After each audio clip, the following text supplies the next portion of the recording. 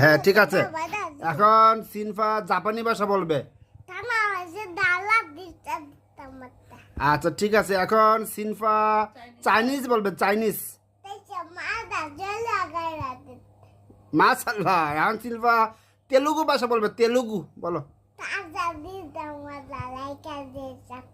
এটা তেলুগু। তারপরে তারপর তুমি ইয়া বলো, এই যে আর কি ভাষা, বাংলা ভাষা বলো, বাংলা ভাষা।